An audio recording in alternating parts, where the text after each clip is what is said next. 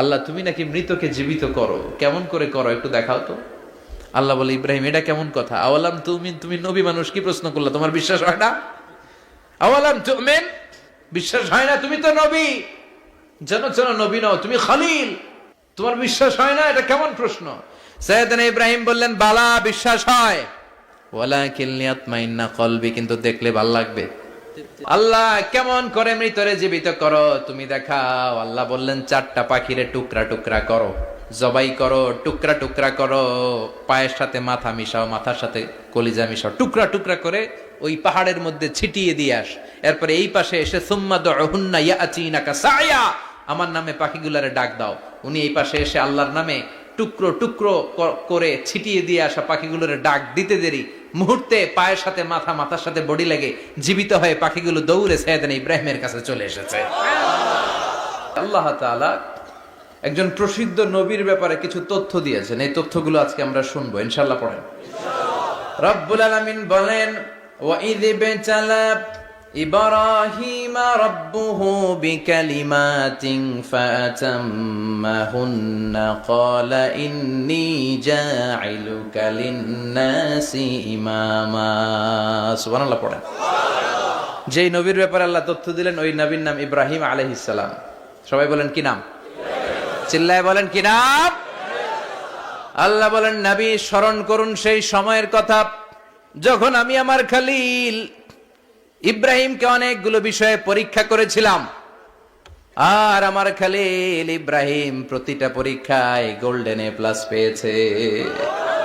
প্রতিটা পরীক্ষায় সফলতার সাথে আমার ইব্রাহিম উত্তীর্ণ হয়েছে। আর ফলাফল স্বরূপ আমি বলেছি, ইন্নী জাইলুকা লিন-নাসি ইমামা। ইব্রাহিম, এতগুলো কঠিন পরীক্ষা নিলাম, একটাও ফেল মারলাম না, সবগুলায় পাস। যাও, এর বদৌলতে তোমার আমি গোটা বিশ্বের মানুষদের ইমাম বানায় দিলাম। ইমাম মানে নেতা। ইমাম মানে কি?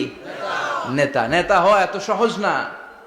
আগুনে পুড়িয়ে পুড়িয়ে যেমনি খাঁটি সোনা বানানো হয়, তেমনি কষ্টি পাথর দিয়ে যাচাই করে করে, পরীক্ষা করে করে আল্লাহ তাআলা সাইয়েদনা ইব্রাহিমকে এই মর্যাদার আসনে বসিয়েছেন।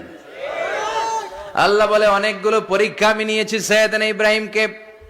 আল্লাহ যারে পছন্দ করে বেশি, তার জীবনে পরীক্ষাও।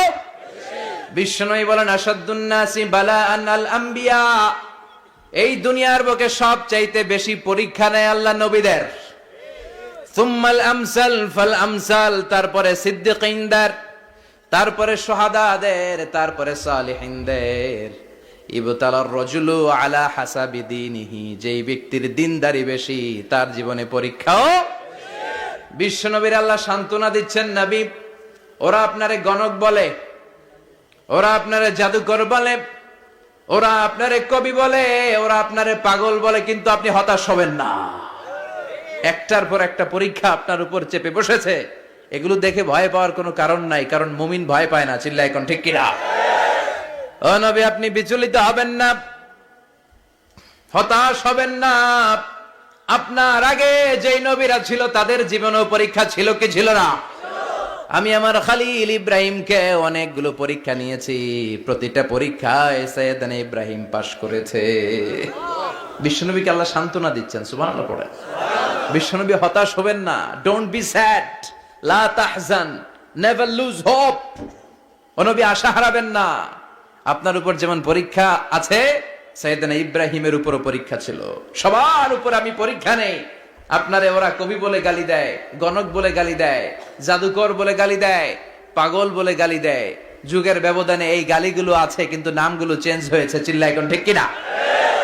এখন আমাদেরকে কবি বলে না, গণক বলে না, পাগল বলে না, এখন আমাদেরকে বলে কাঠ মোল্লা, এখন বলে রাজাকার, এখন কয় যুদ্ধাপরাধী।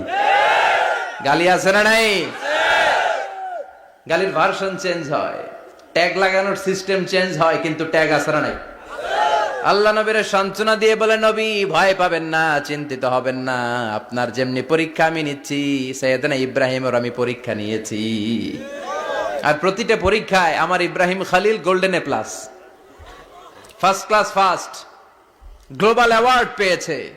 আর এর ফলাফল হিসেবে আমি ইব্রাহিমকে বলেছি, ইব্রাহিম তোমার আমি নেতা বানাই দিলাম। Allah put Sayyidina Ibrahim in some test. In some test. Everyone has to face test. প্রত্যেককেই টেস্ট এন্ড ট্রায়াল, পরীক্ষার সম্মুখীন হতে হয়। এন্ড সাইয়েদনা ইব্রাহিম successfully overcome all the tests. Allah said, Ibrahim, I'm gonna make you the leader. সুবহানাল্লাহ পড়ে। একটার পর একটা পরীক্ষা আল্লাহ নেয়ার পরে যখন দেখলেন একটা তো ফেল করে না, আল্লাহ খুশি হয়ে বললেন, যাও, ইন্নী জাইলুকা লিন-নাসি ইমামা। ইব্রাহিম, আমি মুত্তাকিনদের জন্য, গোটা বিশ্বের মানুষদের জন্য তোমার ইমাম বানায় দিলাম। কত পরীক্ষা যে উনি ওনার জীবনে দিয়েছেন, কত কঠিন রাস্তা যে তিনি পাড়ি দিয়েছেন তার কোনো শেষ নাই। সর্বপ্রথম পরীক্ষা ছিল ইলকাউহু ফিন্নার, অগ্নি পরীক্ষা। কি পরীক্ষা? নমরুদ বলল, ইব্রাহিম ঈমান ছেড়ে দাও, তাহলে জানে বেঁচে যাবা, নাইলে আগুনে ফেলবো। সাইয়েদনা ইব্রাহিমের এক কথা, জীবন যাবে কিন্তু ঈমান যাবে না। ঈমানের পথে অবিচল থেকে আমার মরণ যেন হয়, তোমারই কাছে মিনতি আমার, তোমারই কাছে মিনতি আমার। মহামহিম দয়াময়, ঈমানের পথে অবিচল থেকে আমার মরণ যেন হয়। পড়ে না আমি আর জোরে পড়ে না আমিন। নমরুদ বলে, ঈমান ছেড়ে দাও, তা না হলে আগুনে ফেলবো। সাইয়েদনা ইব্রাহিম বলে, জীবন যাবে কিন্তু ঈমান যাবে না।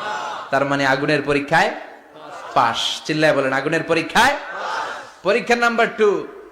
একটার পর একটা পরীক্ষা নিতে আল্লাহ শুরু করলেন। আল্লাহ বললেন, ইব্রাহিম যাও, কলিজার টুকরা সন্তানকে আর হাজারকে, আমরা ওনারা ডাকি বিবি হাজরা, আমরা কি ডাকি বাংলাদেশে, আসলে নাম কি হাজার, যাও তোমার স্ত্রী হাজারকে আর ইব্রাহিমকে মক্কার ধুধু প্রান্তরে ফেলে দিয়ে আস। ওখানে মানুষ নাই, প্রাণী নাই, জনমানব শূন্য, দেখি আমার কদ্দুর ভালোবাসো। বলতে দেরি, টু শব্দ নাই, মরুভূমিতে ফেলে দিয়ে আসলেন। তার মানে পরীক্ষা নাম্বার 2তেও, কথা বলেন, 2তেও। পরীক্ষা নাম্বার 3, আল্লাহ বললেন, ইব্রাহিম দেখি তোমার হৃদয়ে আমার জায়গা কতটুকু, যাও কলিজার টুকরা সন্তান ইসমাইলের গলার মধ্যে তলোয়ার লাগাও।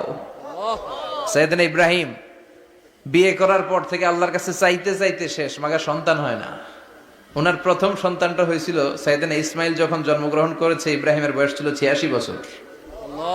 সুবহানাল্লাহ কইতে মনে চায় না? এই এলাকায় আসেনি 86 বছর বয়সে সন্তান হয়েছে? হ্যাঁ, এরকম শক্তিশালী পুরুষ কেউ আছে? আহা, 86 বছর বয়সে তো হাঁটতেই পারে না। কথা কন। সাইয়েদনা ইসমাইলকে যখন আল্লাহ তাআলা সাইয়েদনা ইব্রাহিমকে উপহার দিয়েছেন, তখন সাইয়েদনা ইব্রাহিমের বয়স, চিল্লায় বলেন কত? 86 বছর বয়সে যে কলিজার টুকরা সন্তানটাকে হাতে পেলেন, চাঁদের মতো সুন্দর ছেলে। আল্লাহ বললেন, দেখি আমার হৃদয়ে তোমার জায়গা কতটুকু, ইসমাইল রে জবাই করো। বলতে দেরি, ছুরি লাগাতে দেরি হয় না। তার মানে এই পরীক্ষায় পাস। একটার পর একটা আল্লাহ পরীক্ষা নিয়েছেন, একটার পর একটা পরীক্ষা। আগুনের পরীক্ষায় পাস, ফ্যামিলি বিসর্জন দাও, পাস। কলিজার টুকরা সন্তানের গলায় ছড়ি লাগাও, পাস। এবার আল্লাহ বললেন, এরপর তোমারে বড় দায়িত্ব দিব, তোমাকে হজ প্রোগ্রামের এমডি বানাই দিলাম, ম্যানেজিং ডাইরেক্টর অফ হজ। সুবহানাল্লাহ কইবেন না? আল্লাহ বললেন, ইব্রাহিম বিশাল বড় কাফেলা বানাও, হজের আঞ্জাম দাও।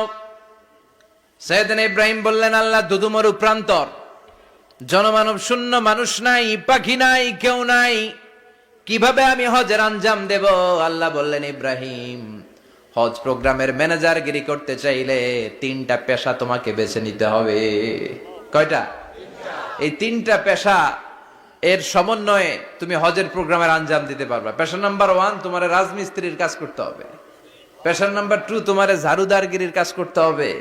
পেশা নাম্বার 3, তোমার মুয়াজ্জিনগিরি করতে হবে। সুবহানাল্লাহ কইবেন না? وَإِذْ يَرْفَعُ إِبْرَاهِيمُ الْقَوَاعِدَ مِنَ الْبَيْتِ وَإِسْمَاعِيلُ رَبَّنَا تَقَبَّلْ مِنَّا إِنَّكَ أَنْتَ السَّمِيعُ الْعَلِيمُ। সাইয়েদনা ইব্রাহিম আর কলিজার টুকরা সন্তান ইসমাইলকে নিয়ে রাজমিস্ত্রির কাজ শুরু করে দিলেন। আল্লাহু আকবার। কাবা ঘর ভেঙে চুরমার, বাপ বেটা মিলে রাজমিস্ত্রির কাজ। পাথর কেটে কেটে বাপ বেটা মিলে কাবা ঘর বানা।